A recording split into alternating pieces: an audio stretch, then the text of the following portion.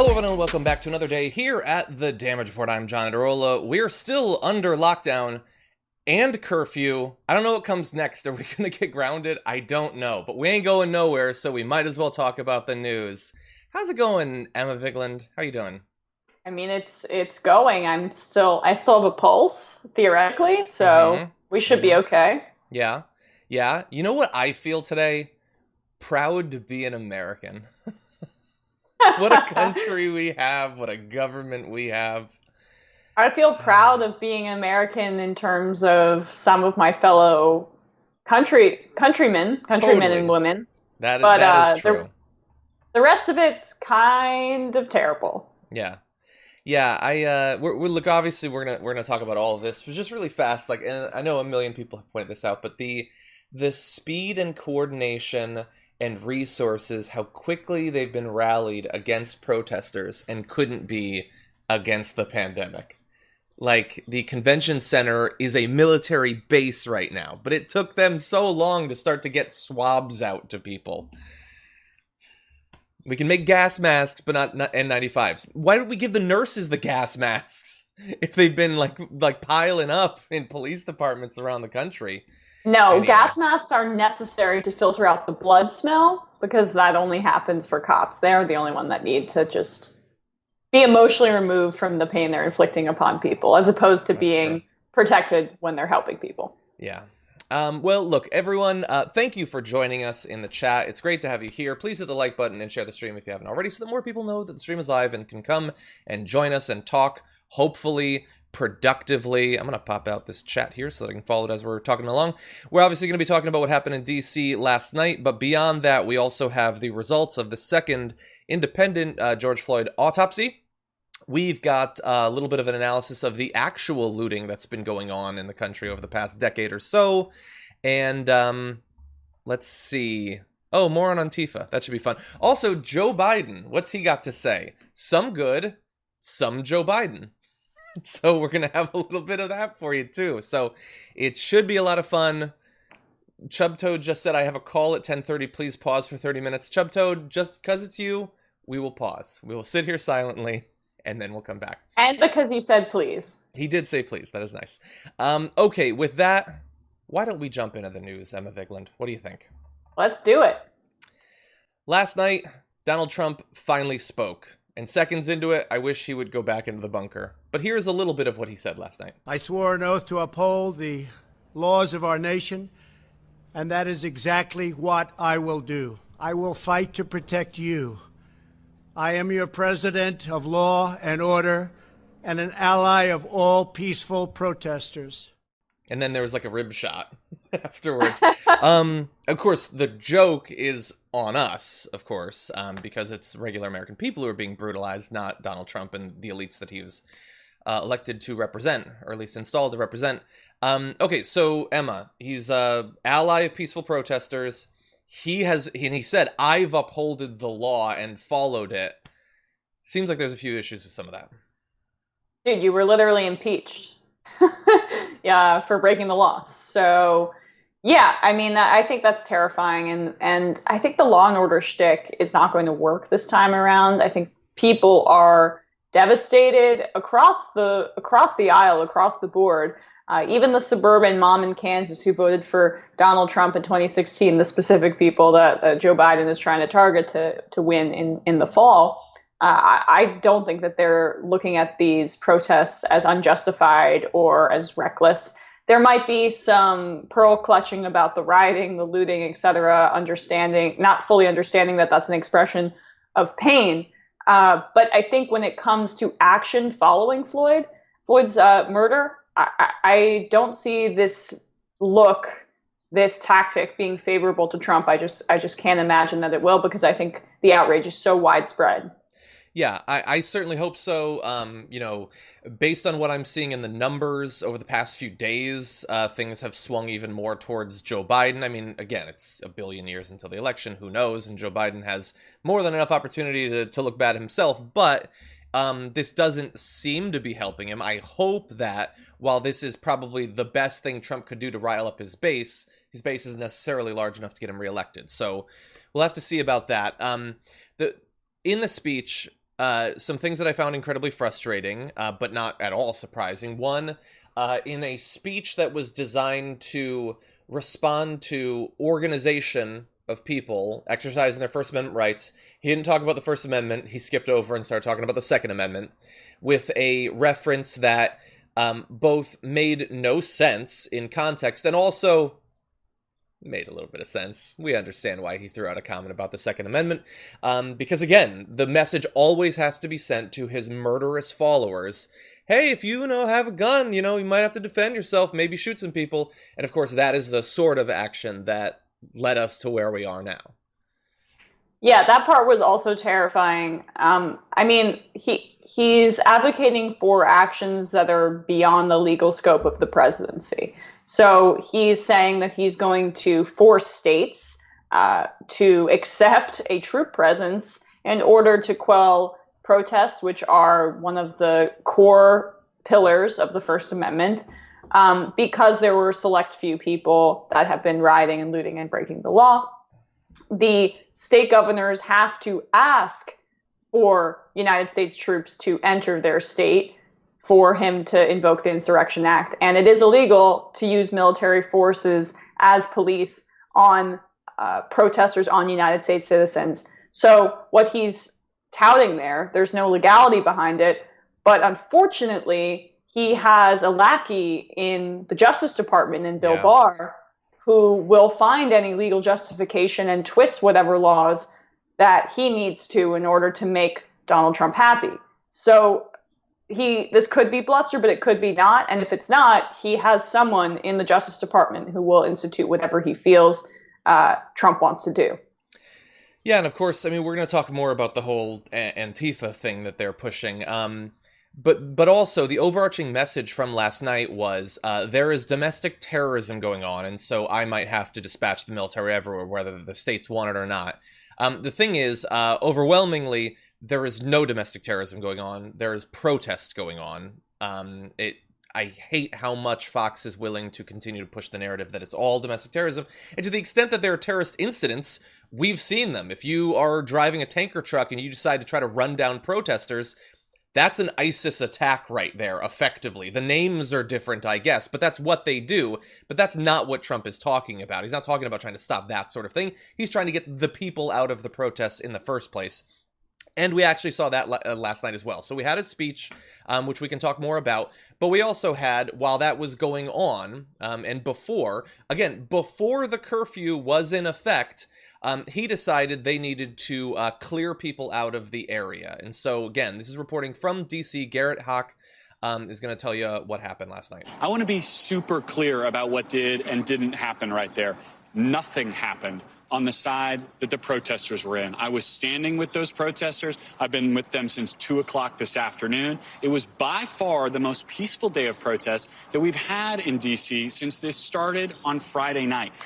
But before the curfew was into effect, we had mounted federal police coming down H Street from east to west, clearing people out of the street. In front of them, they were using flashbangs, tear gas. I lost my regular mask and had to replace it with my gas mask. That's what I experienced. That's what the tape shows. That's what history is going to show for tonight. And I'm a little shook by the whole thing, to be completely honest with you. It was absolutely extraordinary thing to see and experience with the White House in my peripheral vision. We're going to have a little bit of the actual footage of people being cleared out in a second, but I also want to show you what happened not long after when they decided to, in an incredibly dangerous fashion, have helicopters, you can see, begin flying low below the level of the buildings to try to scare the protesters away, a tactic that apparently has been used by the U.S. military in theaters around the world. That's D.C., right near the White House. Those are people who are peacefully organizing, and they're treating them like insurgents in Fallujah. Yeah, and every reporter on the scene, every single reporter, I read a long piece in the Washington Post today, says it was incredibly peaceful. People were dancing and singing to a woman playing guitar. And because maybe they looked like hippies and they wanted to have some sort of throwback to the atrocities committed by the police back in the day, they decided to go after them. I mean, it is to see a mainstream media reporter that shaken up, they are trained repeatedly to see both sides, to be fair, and to the detriment often of progressives and the truth. But that goes to show how unjustified and one-sided this action by DC police was on these protesters, all for a narcissistic BS photo op by a president who literally has no idea what he's doing and is so in over his depth. Exactly. And she had a guitar. A deadly weapon, probably. Exactly. If she really rocked out, she could break it like Kurt Cobain style, and then the shards of wood would be very scary for those fascist cops. I mean, just police. She could shred a riff so sharp. Did you see that scene in Mad Max Fury Road? Guitar playing can be quite scary.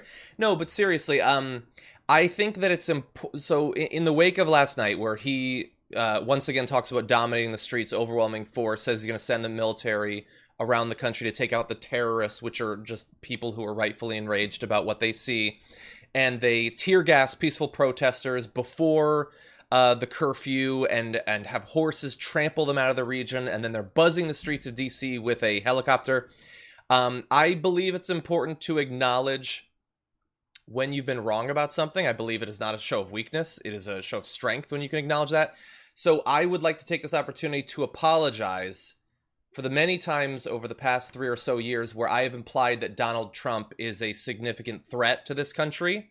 It was hyperbolic. It was hysteric. I don't know why I was exaggerating in that way. Obviously, he turned out to be the incredibly reasonable politician some surmised he might become. I was wondering where you were going with that. That's where I'm going. By the time Emma's back on the street, God only knows what he'll have ordered soldiers to do. And hopefully they'll turn down illegal orders. But if I guarantee he told them to fly the helicopters like that. This dude has had a hard-on for seeing tanks in the streets. Those are coming next. He's going to order them to kill protesters. And I only hope, we should never be put in a position where we have to hope that soldiers refuse orders from their superior officers. But this is obviously what Donald Trump wants done. He was, like, decades ago talking about how the show of strength of the Chinese regime in crushing the protests in Tiananmen Square. He has been building towards this his entire life. By the time Emma is on next, we could have protesters' bodies piling up in the streets. I hope that it doesn't come to that. But have you seen anything over the past 3 days that lead you to believe that that's not where we're going? We already had dozens of protesters nearly dead because of that madman with his tanker truck. We've got people wielding machetes and bows and arrows in the streets. We've got gangs of people being deputized by the police to walk around neighborhoods with baseball bats looking to pick fights with people. No, we were being hysterical. We were being ridiculous for years in implying that this was obviously where we were going.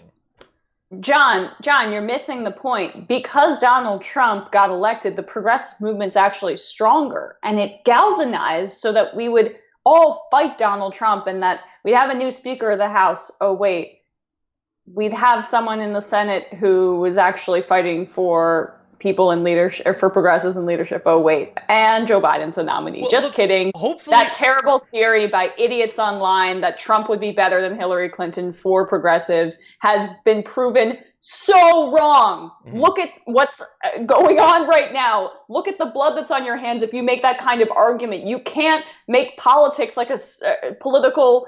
You can't go get behind political theories like you're some sort of sociopath Machiavellian guy who... whatever, sitting on the sidelines and talking about a country that you don't inhabit. There's tangible realities of politics, and people get hurt. Yeah, I'm right there with you. I actually was referring more to the people who spent the last few years implying that any criticism or check on Trump is unnecessary. Why are you focusing on him? Stop pretending he's important. He is important because he's incredibly dangerous. And that Venn diagram for people on the left is a circle, John. We need to talk about a relatively new show called The Republic, or UNFTR. As a Young Turks fan, you already know that the government, the media, and corporations are constantly peddling lies that serve the interests of the rich and powerful. But now there's a podcast dedicated to unraveling those lies, debunking the conventional wisdom. In each episode of the Republic, or UNFTR, the host delves into a different historical episode or topic that's generally misunderstood or purposely obfuscated by the so-called powers that be, featuring in-depth research, razor-sharp commentary, and just the right amount of vulgarity. The UNFTR podcast takes a sledgehammer to what you thought you knew about some of the nation's most sacred historical cows. But don't just take my word for it. The New York Times described UNFTR as consistently compelling and educational, aiming to challenge conventional wisdom and upend the historical narratives that were taught in school. For as the great philosopher Yoda once put it, you must unlearn what you have learned. And that's true whether you're in Jedi training or you're uprooting and exposing all the propaganda and disinformation you've been fed over the course of your lifetime. So search for UNFDR in your podcast app today and get ready to get informed, angered, and entertained all at the same time.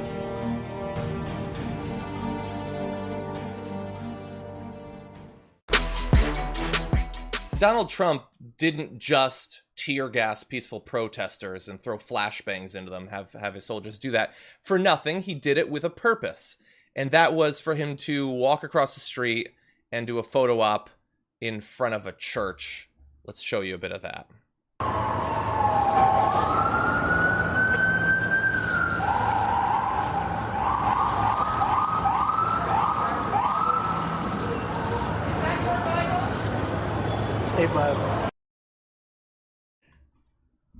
Is that your Bible? It's a Raymore and Flanagan. It's a Raymore and Flanagan gift card that I got for my birthday, so I could get a new bed frame that I haven't used yet. They are cough drops. Do I look religious now? Now the right wing. Do you want to buy an end table? I don't know what I'm doing. Raymore and Flanagan. As I tweeted, I am an atheist. I have not read the entirety of the Bible, although I've probably read more than a good number of Christians. But I assume that if you were to study the Bible carefully, Old or New Testament, they would probably have something to say about brutalizing innocent people so that you can pretend to be Christian. That seems like something that if there were an Antichrist, which there isn't, maybe he'd do. Are you sure it's not Trump? Are you sure it's not Trump? Are you sure? I mean, I don't think it exists. I think the entire thing is made up. But if it existed, that seems like something you'd probably do. I don't know. Especially when you find out, as we did, that, let's see, Jack Jenkins, reporter, spoke with Bishop Marion Budd of the Washington Diocese on Trump's remarks, quote, everything he has said is antithetical to the teachings of our traditions and what we stand for as a church. Also, one of those driven out with tear gas for the photo op was a priest of the diocese. She read me a message sent to her by the priest who was offering hospitality to the protesters. Quote, I was literally coughing because of tear gas while helping people, and the police drove us off with riot gear and horses so that man could stand in front of our church with a Bible. They weren't even told he was coming to do that. He just decided, no, I'm going to go stand in front of that church, and they tear gassed a priest so he could pretend to be religious. That's the Christian thing to do, is using chemical weapons against religious leaders. I think Jesus said that. Don't you think? There was probably something about that.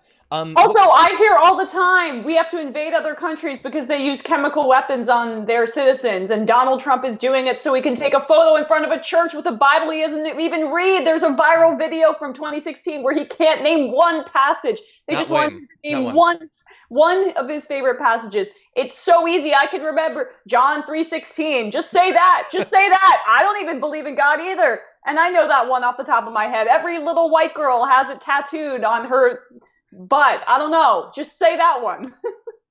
What do you call it? Tramp stamp. I didn't know that was I didn't know that was a trend. Yeah, it's easy. You know what's easy? Naming one newspaper you read or one Bible verse you follow. If you can't do either of those two things, you should be too stupid to be a right-wing con artist. But we've barely avoided the first, and we ended up with the latter. So yeah, I cannot believe that you're making me think about Sarah Palin right now. I know, that's true. Yeah, and look, so I'm doing my thing right now where things are so dark that I can't help but smile, the defense mechanism that I have. But they set a curfew, and then purposefully drove people out before they would have even theoretically have left for the curfew, so that Donald Trump could walk hulkingly across the street to stand in the most awkward way possible with a book, which is, it's how you'd hold, if you were forced to hold a dog turd, that's how you do it. You can see right there. What a weird... I don't know. It was so weird. It was so weird. Such an embarrassment around the whole world. Donald Trump's photo op yesterday where they brutalized a bunch of people so that he could pretend to be a Christian. That is embarrassing. What's theoretically more embarrassing is the lining up of the bootlickers to pretend that it wasn't what it was, and that it was, in fact, brave and strong and alpha of him to have done that. So Marco Rubio says, many in the media fell for the calculated and deliberate tactics of professional agitators. They knew the street needed to be cleared before 7 p.m. curfew, but they deliberately stayed to trigger police action and get the story they wanted, that, quote, police attacked peaceful protesters. So that's not true. That's nonsense. But even if it wasn't nonsense, you're saying that because they were doing a little tactic, they're worse than the people who are throwing flashbangs and tear gas and running horses through them and all of that. That's Marco Rubio, a guy who briefly stuck his head up to pretend that he was going to stand against Donald Trump on the debate stage years ago. And now look at what he is forced to defend. Little Marco, little brain, little man, little in every capacity. Only little, small people stand up for people, for authorities that have infinitely more power than just regular citizens who are unarmed. That means that you're small. That means that you're not brave enough to actually look at the facts on the ground and stand up for citizens, which is, I think, what you're elected to do, by the way. And it's easier, it's more comforting to side with the favorite than going with the underdog. It's the evil empire. Cool, Marco Rubio. Just goes to show that, as Trump aptly said, you're little, but not just in your stature. You're little as a person. Yeah. Well, you're right. He is not brave, but we do know one person who is. We have been informed of such by Scott Walker, who said, hard to imagine any other POTUS having the guts to walk out of the White House like this. What? Like what? The F.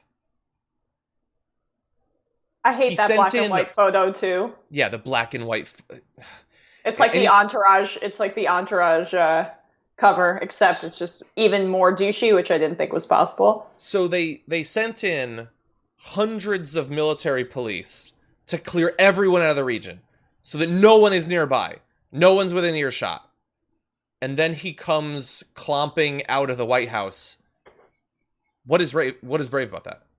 Seriously, Scott Walker, what is brave about that? And if you think that's brave, are you scared to stand near an open window? Are you scared of... What are you scared of that this looks like bravery to a tiny little wussy boy like you? Seriously. It's not bravery to brutalize people, to have other people brutalize people, and then for you to, like, walk out in their stead. That's not brave in any way. You know how in A Song of Ice and Fire and the Game of Thrones book series, they're always talking about how Tyrion has to waddle and his short legs are, like, stunted and awkward? That's how I'm picturing Donald Trump right now in prose. Yeah, and the thing is, too, like... Where's the thing? Okay, so my former co-host of True North referred to Trump as a scaredy puss online. She's from the UK, and I think that is absolutely perfect. Because Donald Trump, of course, wouldn't go out and meet with the protesters. He's too scared of that. He cleared them out before he even spoke far away. That's how scared he is. But he's not just scared of everything going on around him. That's why, after all, he was in the bunker. So he's that form of scared, but he's also terrified of what people think, which is why... this was reported. CNN reported that Trump was upset about media coverage portraying him as having hidden in a bunker during protests on Friday. His walk to the church was apparently meant to combat that narrative. So he's also terrified of looking weak. Not terrified enough to stop being weak, but terrified enough to attack people to pretend that he's not. Knowing that the layers of bootlickers around him will pretend that he's brave. That he's a brave boy who walked outside to a church and stood holding a Bible like he'd literally never clutched a book before in his life. And he probably hadn't, John. He probably hasn't. And it's not just Rubio and and Walker. They're Republican politicians. It's also state media. So as Trump walked through the recently tear-gassed Lafayette Park, Fox anchor Martha McCallum compared him to President Abraham Lincoln, remarking that Trump was, quote, retaking this territory. Again, retaking it from women playing guitars. McCallum reiterated this point shortly thereafter, saying Trump sent the message that he was taking back this real estate, this territory. Karl Rove, who's advising Trump but doesn't say it when he's on Fox, he pretends that he's independent, insists that Trump's photo op was indicative of him seeking to restore a sense of calm, of peace, of normality to the cities. A message slightly undercut by the use of chemical weapons to get there. And Fox News reporter Kevin Corke referred to the protesters as being ushered out of the park. We've all been to a theater. You've been ushered out of things before, right? I mean, at AMC, they don't often use flashbangs, but they don't rule it out for particular film franchises. Abraham Lincoln is a weird choice, perhaps because Abraham Lincoln very reluctantly, but in order to give the United States some semblance of justice, presided over the Civil War there, basically, and he was, it tore him up that the country was so divided. But the reason the country was divided was so that justice could be served to black people, and Donald Trump is actively trying to make sure justice is not served to black people. So there's one person who desperately wanted to unite the country in Abraham Lincoln. Again, did not like the war, was not someone who was a warmonger when you look at history. And then Trump himself, who wants to keep it as divisive as possible because that's how he riles up his base. Yeah. And so finally, we had some politicians. We have Fox News. I guess we can't be too surprised about that. We shouldn't be surprised about this either. I have a feeling, tune in later on today on the Young Turks when Anna Kasparian will almost certainly be raging against this, and justifiably so.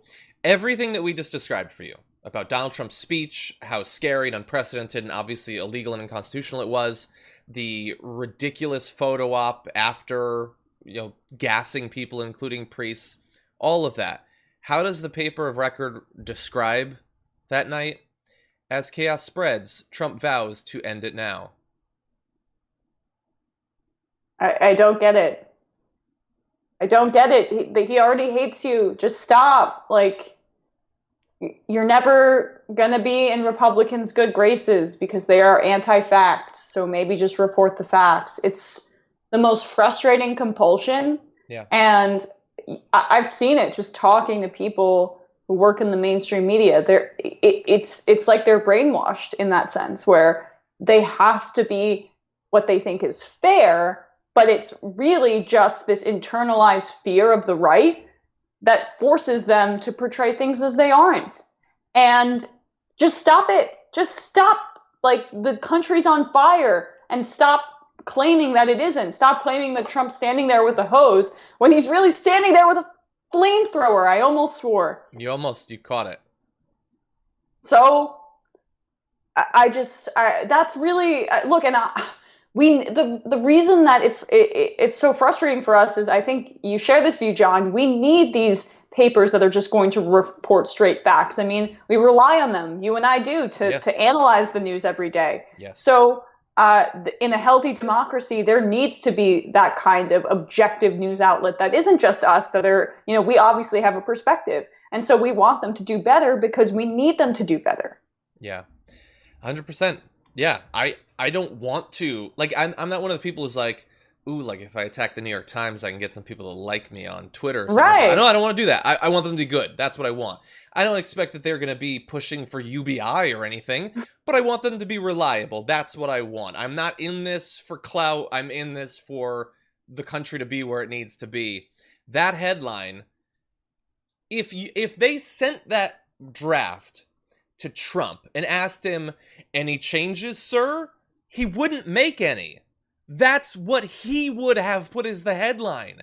That he's standing astride chaos, vowing to restore peace and justice. But can we really be surprised? I'm sure that if you talk to any individual reporter or person who works at the New York Times, other than Barry Weiss, who's probably horny for fascism. But anyway, if you did that, they'd say, well, I don't want Trump to declare martial law. But you know what else they don't want? They don't want riots. Because they care about tranquility. The false sense of peace. Peace that affects them and the sort of people that they talk to. That's what they want. They're willing to go just so far. But once things start to seem threatened for them, then suddenly, well, you know, Donald Trump does say he's going to end these riots. That almost scares me more than all the rest of it. Marco Rubio and Scott Walker and Fox News and all of them, they're going to line up. And look, even we showed you the MSNBC footage where Garrett Hawk was like, no, this is 100% peaceful. And CNN and MSNBC have done some good stuff during this and some bad stuff. That was good. But the New York Times, whose side are you on? It is very clear. It is front page, first headline clear whose side you're on. And just one quick point about CNN and MSNBC, like, I do appreciate that they've been really tough on Trump, and they deserve credit. But it's so preening, and it's so off-putting to anyone that isn't just purely anti-Trump, which I know a lot of their audience is. They're older people who are horrified by him. I totally get that. I think younger people are horrified by him in a different way that's less focused on decorum, more focused on fascism and policy. And part of why it's hard for me to watch some of that coverage now that I've been home and watching with my family and stuff is that it's non-existent for corporate Democrats and Republicans. Yeah. So it's hard to watch that and hard for that kind of coverage to have legitimacy when it seems like it's only really there to be feeding the beast of anti-Trump hatred for a certain demographic. We've now had two relatively conflicting autopsies of George Floyd, with the second, most recent one. We're going to give you details on both, but the most recent one from an incredibly credible source asserting that it was, of course, the kneeling on the neck that led to his death. So let's talk about the first and the second. In the first, the medical examiner's preliminary conclusion was that Floyd did not die of, quote, traumatic asphyxia or strangulation after former Minneapolis police officer Derek Chauvin pinned Floyd by the neck with his knee for nearly 9 minutes. Rather, the official report suggested that Floyd's underlying health conditions, including coronary artery disease and hypertensive heart disease, played a role in his death, as well as the fact that Floyd may have been intoxicated. The manner of death was ruled homicide, but the officer noted that, quote, is not a legal determination of culpability or intent. They don't have that capacity. Now, in the second independent autopsy, the new report features a different conclusion, finding that Floyd did die of asphyxiation as Chauvin compressed Floyd's neck and back. The new report was conducted by two forensic pathologists, one of whom, Michael Baden, previously served as chief medical examiner for New York City. And so it is important that they said that it is a direct result of the compression, because Minnesota's third-degree murder statute applies to anyone who, quote, causes the death of another by perpetrating an act eminently dangerous to others and evincing a depraved mind without regard for human life. So that word causes is incredibly important. It can't just be a contributing factor. It has to be a determining factor. And this second autopsy is saying that it was obviously the determining factor. It wasn't a coincidence that he happened to die while a guy had his knee on his neck for 9 minutes. Yeah, that's enormously important, and it's very encouraging that Keith Ellison, who's a strong progressive, is going to be leading this investigation from the outside, as opposed to the friends of Chauvin and the other murder cops involved in this, murderous cops, I should say, but murder cops kind of has a better ring to it. Fits. Yeah, exactly. Like RoboCop, except murder. Jesus, sorry. It's just a coping mechanism. I understand. Yeah, so that's encouraging, I would say. And it goes, I now trust, because Ellison is going to be leading this investigation and the prosecution, that that information is going to be used to its fullest extent and capacity, as opposed to perhaps being buried or obfuscated by a more corrupt prosecution. Yeah. We're going to have to see. I mean, having Keith Ellison on it is certainly a step in the right direction, although we'll see how far he's willing to take it. I saw that Sean Hannity called for him to step down because Keith Ellison supports Antifa. So, man, that Antifa thing really just gets you out of everything. They have no idea what I guess it's Antifa is, right? But Trump keeps going, Antifa, like Arriba. And so then everyone says, Yeah, I don't care. Whatever. Right? It's not, there's no organizational structure. It cannot be a terrorist group, because it's not a group in the first place. So many things wrong with this just complete propaganda machine that they're trying to put out there about a group a group that's not a group, that also hasn't killed anybody. And right-wing terrorism is the leading cause of is the leading death-causing terrorism in the United States. Yeah, and we're gonna have more on that in just a moment.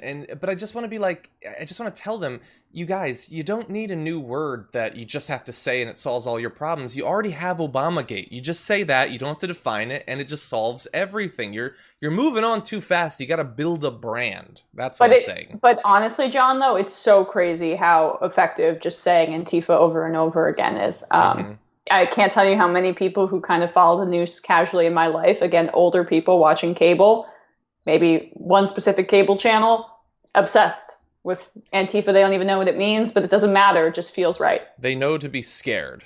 Right. And maybe that's enough. There's been a lot of talk about Antifa in the news, and I don't want to just talk baselessly about something I don't understand. So we decided to reach out and find someone affiliated with this organization that is very much an actual organization. So joining us now on the program is media coordinator for Antifa. How's it going? Oh. Now I gotta show people this tweet from Bill Mitchell, because you had tweeted. She didn't know I was going to do this, everybody. So I did it. Emma had tweeted, designating the anti-fascists as terrorists is a pretty clear-cut way to designate yourself as a fascist, which is only the most obvious thing in the world. To which Bill Mitchell, longtime bootlicker of Trump, says, so are you one of the media coordinating with them?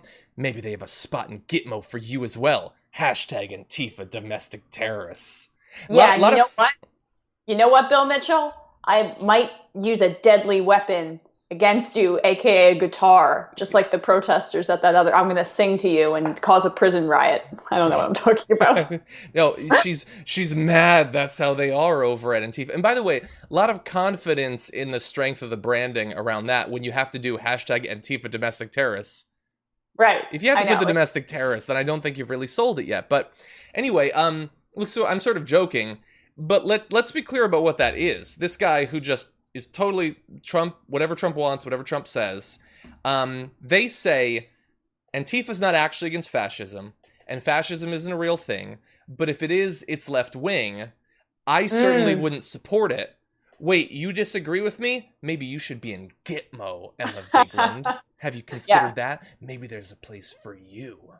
Think about that. How quick they go to independent journalists should be in Gitmo. I know.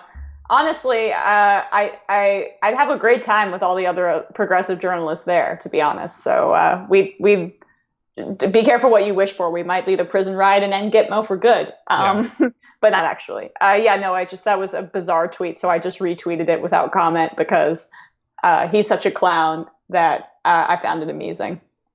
Yeah, and the thing is, like, I don't even really need to ask because I know that you, since you talk about the news online, and you're on the left, and you're a woman, you probably get death threats literally every day, and you have a supernatural ability to shake them off. But does it worry you at all that this, like, very well-known right-winger is implying openly and feels comfortable to do so with Donald Trump, a guy who doesn't care at all about freedom of the press, is just feels comfortable openly saying that you should be locked up and people like you should be locked up? Does it worry me personally? Probably no, because I'm a little reckless sometimes, but it probably should. I think Donald Trump does embolden these kinds of things. And it goes to show how quickly their mind goes to something like that, where that's how little intellectual or intellectual curiosity they have about why people might be feeling a certain way. If there are some protests that react in a way that they don't like, we just lock you up, because we'd rather people go to prison and be locked away than for us to actually examine our worldview. Yeah. Okay, let's jump to some other news. I just wanted to throw you under the bus a bit there. Thank you for that. There's nothing I was looking forward to more on the show today than bringing that up. I was hoping I could bring it up without you seeing it, and it looks like I was successful in that. No, you were, and I had a lot of half-baked jokes in response. So I wish if you had told me in advance, I would have prepared better material. Joe Biden, in response to the protests that have been going on, has been visiting some of the protests and going to black churches to talk to activists and religious leaders. And during that, he has talked a little bit about what he would like to see done in terms of reforms. There is some good stuff coming, especially from a speech this morning in Philadelphia, but some of it I would have probably kept to myself, worked on, and then resubmitted. Take a look at this. And the idea that instead of standing there and teaching a cop when there's an unarmed person coming at him with a knife or something to shoot him in the leg instead of in the heart is a very different thing. There's a lot of different things that can change. Okay, so Change he said unarmed. He said unarmed person with a knife. Do we think he meant an armed person and misspoke? It is difficult to tell. Biden struggles with the speaking. So I don't know, man. I don't know. Yeah, I would say while that would perhaps be more understandable, I would focus on other parts of this process that don't glorify continued violence. I think he probably means, because we've seen people with knives shot dozens of times and killed. This is not the answer. I think we can just point that out. And look, maybe you're right. And look, I'm not one of the people who thinks I'm going to give the worst faith interpretation of everything Biden says so that people will think I'm cool. I don't do that. Views, John. You need views. Exactly. I need views. Well, I'm not going to get them, so don't worry about that. And like the people who are like pointing out him saying I'll beat Joe Biden when he clearly is saying I'll be Joe Biden. Like I'm not interested in that sort of dissection anyway. Here though, that should not have been a part, whether it was the thing I think he said or the thing you think he might have said, none of that should have been a part of this conversation. The aim is not the cop targeting a different part of your body when they pull the trigger. The aim is for cops to stop shooting people. And I think we can get there, and lots of countries are there right now. But Joe Biden, this is who he is, right? He tries to find the exact middle of the conversation and put that forward as his point. So there's one side saying cops need to be basically completely demilitarized and defunded, which is where I'm at. And there's the other side saying, oh, the status quo is totally normal. And he's like, well, what if we could find a perfect middle ground between those two poles and they would just get shot in the leg as opposed to being killed? There we go. Everyone gets what they want. Happy day. That's Joe Biden in a nutshell. Yeah. So that's kind of what he's going to lead as the presumptive Democratic nominee. And if he wins the presidency, which polls indicate he's going to, which, I don't trust all polls, but by God, the country's on fire. So that's how he's going to lead. And certainly it's better than what we've got right now with a fascist wannabe, but it's also problematic, very problematic, and it's part of why we're here in the first place. 100%. And look, it's an area where, look, I've been talking with a lot of different progressive activists, and this is one area where they do think that Biden theoretically could make some good changes and would feel pressure to do so. There had been some efforts at the tail end of the Obama administration in this area, certainly not in all parts of this. I mean, we covered it, but this seems like an area where maybe he'll make some good changes. And I don't have all the details, but he gave a speech earlier today where he called on Congress to pass certain reforms, including outlawing chokeholds, stopping basically the militarization of police, taking excess weapons of war and vehicles and things like that from abroad and then bringing it back and giving it to the police. Better oversight and accountability, which is literally the least anyone could possibly ask for, and it's certainly not enough. I don't even want it on the list, but commits to creating National Police Oversight Commission in the first 100 days of presidency. Maybe that would produce something. So, is it what protesters are asking for? Obviously not. Trump is offering overwhelming force and the most ominous weapons the military has, so Biden is going to look to people like a better alternative, certainly. And unfortunately, many of the gains that the Obama administration put forward were immediately rolled back by Donald Trump. So Obama stopped sending tanks and grenade launchers. Yes, that was a thing, to local police departments, a practice where excess military equipment was sent to police departments starting in the 1990s during the war on drugs, which Biden is in many ways partly responsible for. And it ramped up after 9/11 when there was a lot of military equipment as well. So we armed police departments to the teeth. And then Obama in 2015 rolled it back with an executive order. A lot of those weaponry was returned. And then immediately in 2017, Trump overhauled it. Luckily, we're seeing in Congress a bipartisan effort, at least in the Senate, with Rand Paul making it bipartisan because he agrees with this position. They're trying to make this more permanent in terms of taking back this militarized weaponry from police departments.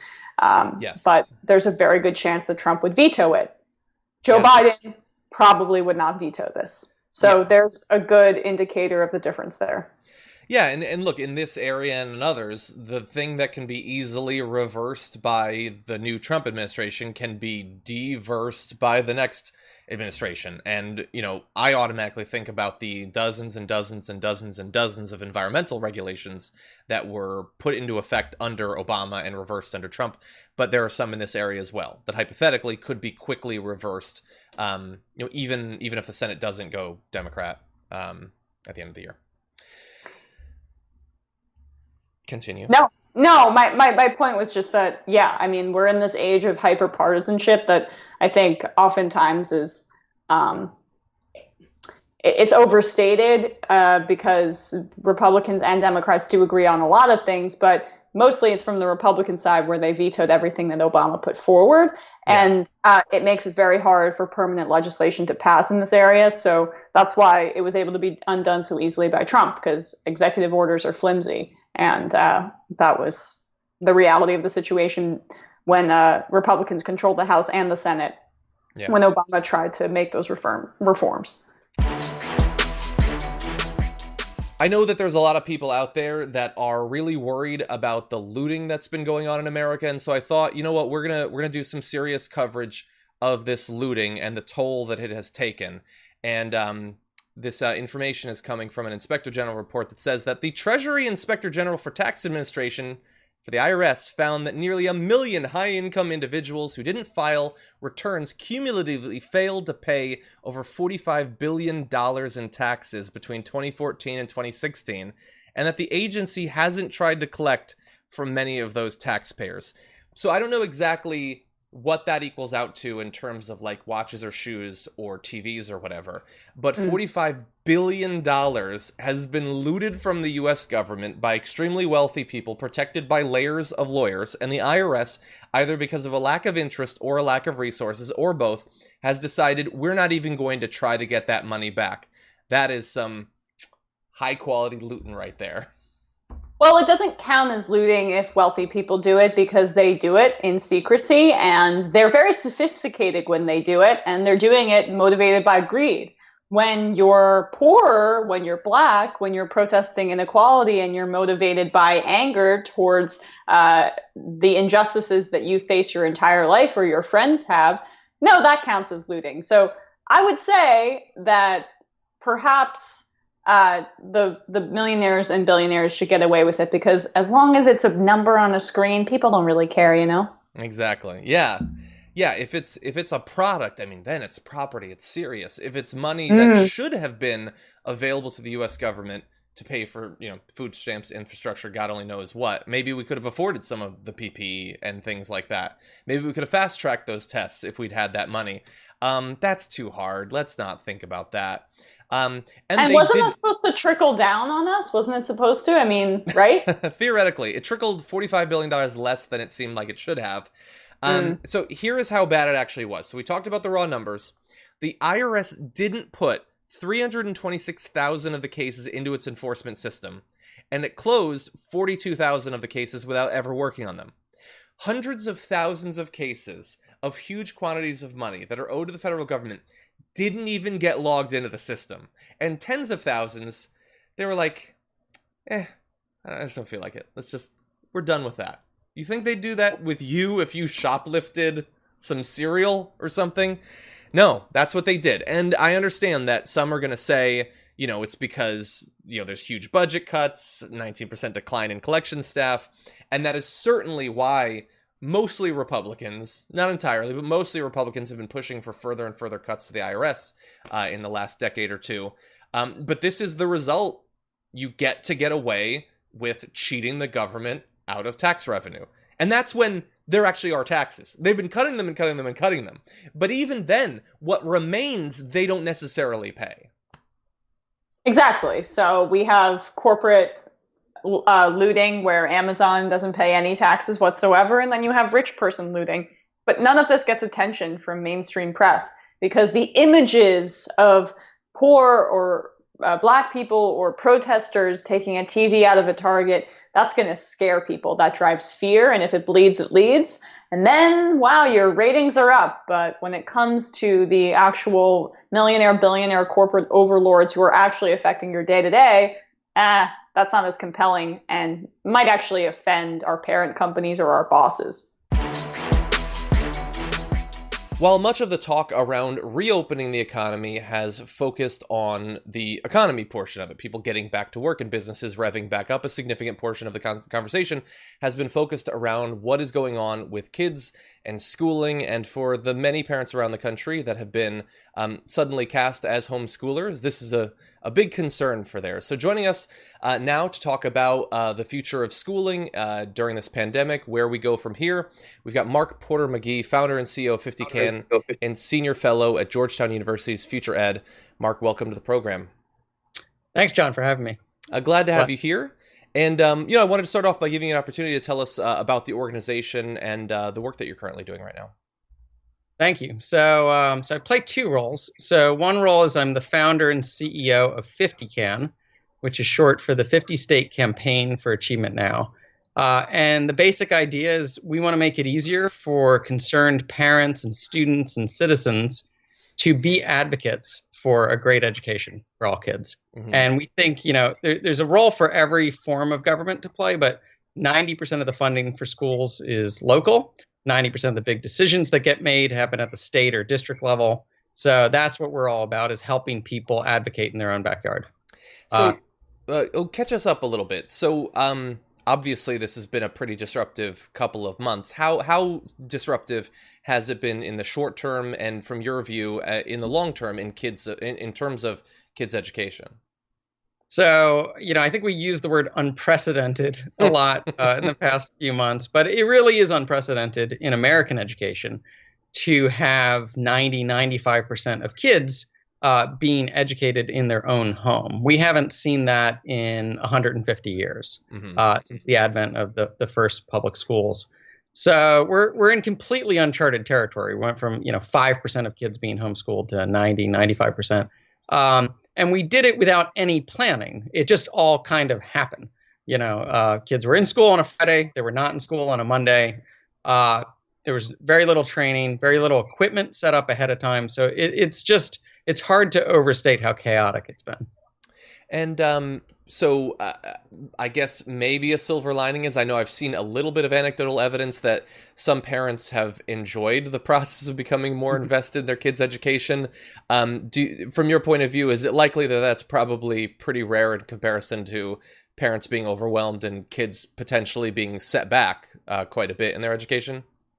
Yeah, I think that's right. Now, it's probably, for most people, not a complete black and white situation. So I think there's a lot of frustrations when we talk to parents and your internet isn't working, or you don't have the equipment, or your kids miss their classmates or their teacher. That can be really hard. Obviously, if you're juggling work where you either need to leave your apartment, which is challenging for what to do with kids, or you need to work at home, that can be hard to juggle. So it's very much an emergency situation. But we know that some kids have really connected in a different way with this work. Parents are obviously having to be brought into their kids' education in a different way. So they're getting a better understanding of how to help their kids. So there's a little bit of a silver lining, but it's definitely a mixed bag. And you talked about a lot of this policy is set locally. Locally, have you seen much being done to try to catch kids up? Do you have advice on some of the things parents could be advocating for in localities around the country to try to fill this gap that's been created so unexpectedly? Yeah, absolutely. So, a lot of our advocates very early on were engaged with sort of a hierarchy of needs. So we know a lot of kids get their meals at school. So there was a lot of innovative work done to figure out how to get meals to kids. So there were people set up sites around cities to pick up meals.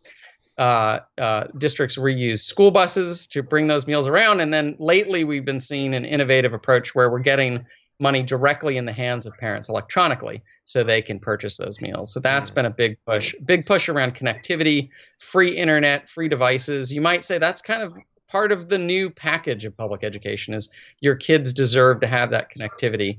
And then the real challenge has been instruction. So some of the more innovative districts and schools are figuring out a way to provide a whole continuum of learning. So kids can log on and get real-time instruction, live instruction. They're also recording those videos so you can watch them offline. And then there's a whole lot of interactivity in different apps and websites. So that's sort of the continuum. But I think most of us who've looked at this are concluding that right now kids are on average learning less than they would have if they were in school. If we were to turn to nationally, what would you say about what's been done by the federal government so far to try to fill that gap? Is that likely to be enough to fill the gap that you're seeing? Is there some different path that you'd like to see future aid legislation take in this area?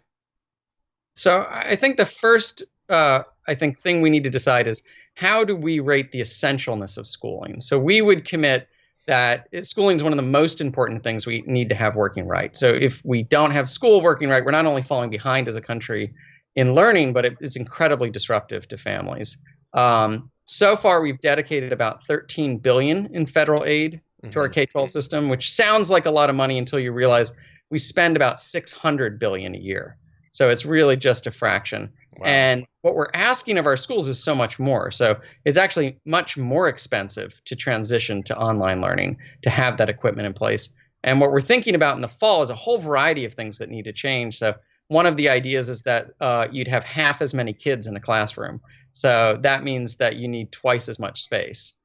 So this is going to be really challenging, and we really do need extra money for schools right now.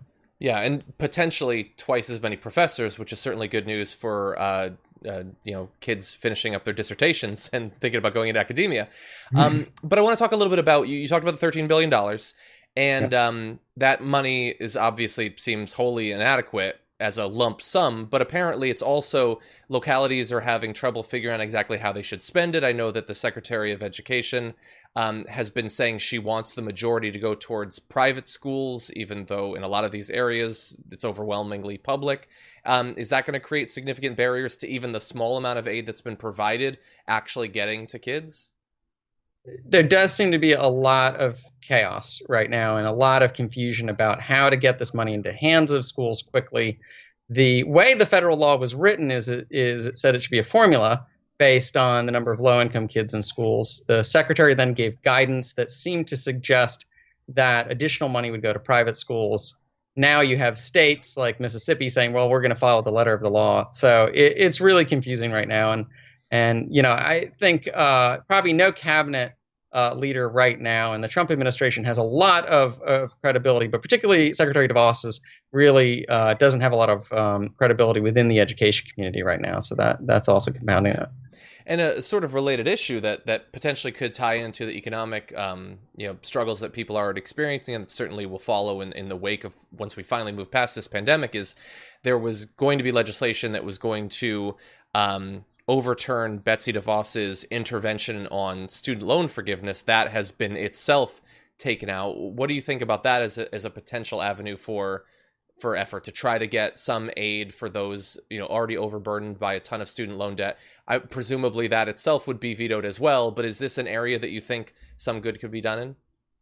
Well, I think, we really have two crises in education right now. We have the crises of not being able to get into school buildings and all the compounding complexity and cost with that. And we had the crisis before that of student loans, where there were so many people burdened with their effort to go and do what we asked them to do, which is go get a higher education. So I think anything we can do on the higher education loans that helps people right now is what we should be doing, because no one can afford even their daily expenses, let alone these huge student loans. Yeah. I'm curious. I know that right now we're trying to deal with a pandemic, which is still claiming hundreds and hundreds of American lives every day.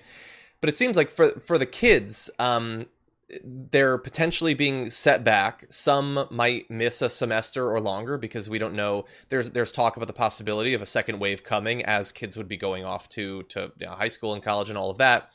If they are forced to miss a semester or two, then that also means that, their graduation is being set back, their careers are being set back. Is there an understanding or awareness of the fact that this is going to have ripple effects spreading decades into the future potentially? I think we know that academically. So there's been a lot of research that's looked in America and in other countries at what happens when kids miss school. So there's a study in Argentina where there was big rolling strikes and some kids in the country missed a few months of school. And you could actually track the cost of that over the course of their career. So they actually earned less money over the course of their career. And even more daunting is that you could actually see an impact on those kids' kids. So it actually ripped down a generation. So it's troubling and really scary. I would say that the challenge is everyone's working really hard against the odds. And so I think that a little bit of just resignation is set in, like, this is what we have to deal with. Yeah. So huge struggles ahead. And I know, for parents who are currently dealing with it, your organization has resources, like collections of places where people can get help and things like that. Can you tell people where they can find that?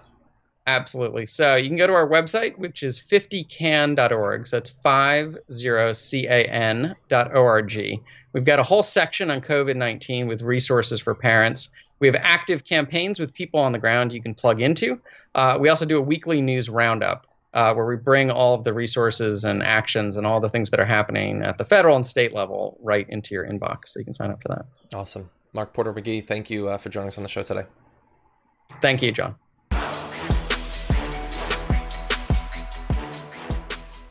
Thanks for listening to the full episode of The Damage Report. Support our work, listen ad-free, access members-only bonus content, and more by subscribing to Apple Podcasts at apple.co/TYT. I'm your host, John Adarola. I'll see you soon.